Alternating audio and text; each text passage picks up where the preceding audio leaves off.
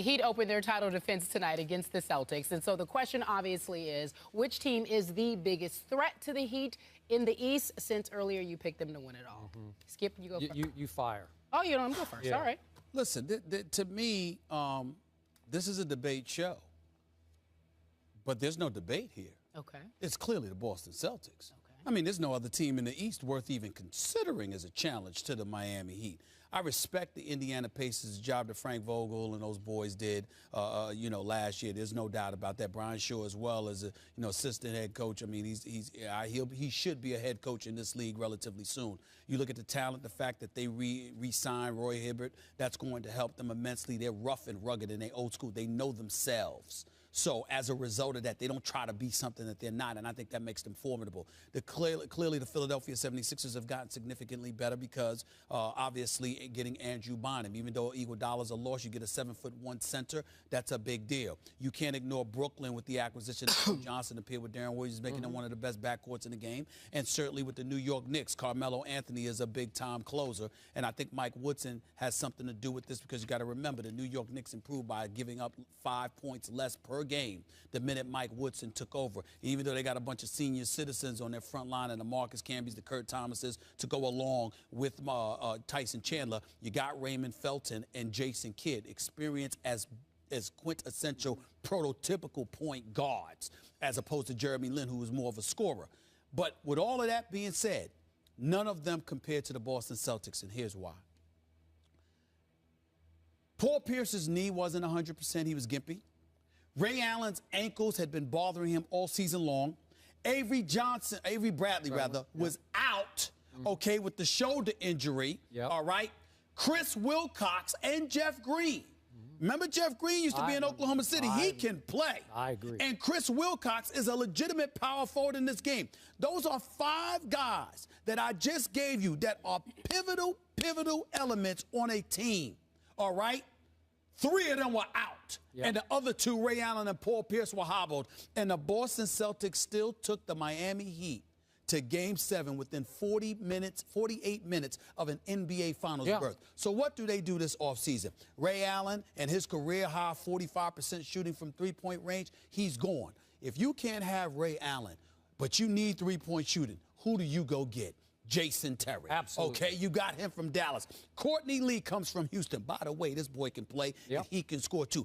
Avery Bradley is coming back from his shoulder injury. They say in a month, Skip. They say in a month. But now he's got both shoulders. I'm just saying. I'm assuming. Remember, if I'm looking for him to score and shoot, that's a problem. No, he's there for defense. He's coming back. Okay. You got KG. They were significantly better when they put him at the 5. All right. Then you also draft Fab Melo and Jared Sellinger. Even though I'm not sold on him, but he was big at Ohio State. He was big time. You're not sold? No, because I think he's like a Clarence Weatherspoon where your athleticism isn't necessarily there, even though you know how to play. That's how I feel about Jared Sellinger. He's a nice kid, and I wish him luck, but I just don't know about him. But not only do you have that, both Chris Wilcox and Jeff Green are back to go with a Courtney Lee, to go with a Jason Terry, and still be paired with KG, Paul Pierce, and Rajon Rondo. Let me tell you something. That's big time. So I look at Boston in that sense, and this is the last thing that I want to say. Everybody's sitting there and talking about the game. I love 2 things that I saw. Yesterday, Rachel Nichols, she's talking to Kevin Garnett, and she said, have you called Ray Allen? He said, nope. She said, why not? Preference. A month earlier, he said this, I lost his number. Friend of mine, he with the enemy now. Why? Because it wasn't just, now Ray Allen is class personified. You can't find a classier dude in NBA than him. But he didn't just leave. He didn't just leave for half of what Boston had offered him. He also left to go with their enemy. He knows how they feel about Miami. He knows how they feel about LeBron James and how insulted they were that everybody's been talking about the Big 3 since LeBron James arrived in South Beach. And not only did he leave, but he left for Miami, and in the process with all of these rumblings about his relationship with Doc Rivers and Rajon Rondo. So all of those things being considered, Boston wants Miami so bad, I don't believe that Boston would even be as remotely satisfied with winning a world championship if it doesn't go through Miami. That's how badly they want the Miami Heat. They can't stand these boys, and Miami knows it. So when you talk about heated rivalry, this is must-see television. I'm depressed because Hurricane Sandy kept me. I was supposed to be there. I was supposed to be there from last night. I couldn't wait. I just couldn't wait. You have no idea how depressed that I am not in South Beach tonight for this game. And I'm talking about South Beach. I wouldn't even go into the South Beach. I done stayed at the American Airlines just so I didn't miss this game. I just can't wait. So we're blaming it on Sandy. It's Sandy's fault now. Well, absolutely. You blamed it on Sandy a lot of times in your life. Nobody. There have been other Sandys you blamed it on. I feel you on that. But this is heated. This is a heated. It's the hatred, Skip. It's the hatred. Keep your eyes on that. Miami's going. I still think Miami, but it's not going to be easy. It's not. Boston will be waiting. Okay, I'm going to remind you that you just broke the first take record for first salvo. I think you're close to 8 minutes in on your initial. Kevin, how long? What is it? Kevin, You did go. 7:35. You said I went 7:35. Yes. 7:35. One time you did go 9+ I minutes did not. on Tebow. I On did Tebow. not. Yes, you did. Okay. But go ahead. Okay. Go ahead. I appreciate and I enjoyed your 7 minutes and 35 seconds. And I mostly agree with everything you just said. Except, here's what I don't get. You make such a strong case for the Boston Celtics, and I loved it. And I'm like, I'm coming up out of my seat, and I'm waiting. And then you say, but they can't beat the Heat.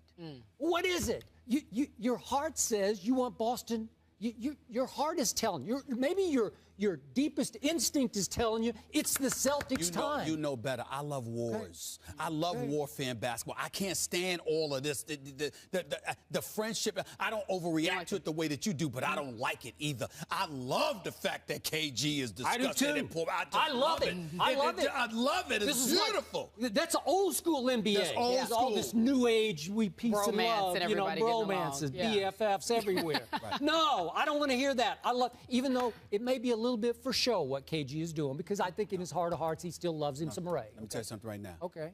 KG don't do show. Well, I don't know. He doesn't do that. I think he does a little show. I've known KG. Okay. We don't communicate that much. I mean, but we have mutual friends, and KG and I talked a lot in the past. KG I've known for over 15 years. KG does not do show. He doesn't have a fake bone in his body at all. I think there's a little actor There's in there. nothing fake about KG. Okay, whatever.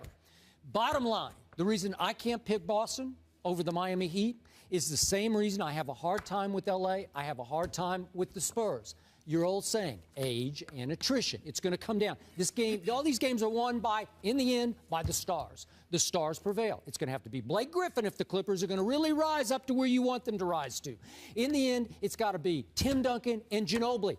They're going to stay healthy? I don't know. So in the end, really, KG and Paul. 36 and 35 years of age, respectively. We're pushing it now. Doc knows they're pushing it. Danny Ainge knows they're pushing it. They may be over the hill, completely over the hill. But he said, remember everybody's saying, break up the Celtics last year? Remember that? But he said, no, let's one last hurrah. Maybe it'll click. I think Jared Soldier has an NBA body, and I think Doc will give him an NBA psyche. I think he'll be a player. If he's got 2 shoulder issues, but he can defend, big, strong guard. I love that. Can he come back and be that factor again? Defensively, maybe. I think so. I love Jason Terry, and I like Jeff Green. So what's not to love about the Celtics? I agree with you, except I don't know if KG and Paul will be at that level that they were 3 or 4 years ago.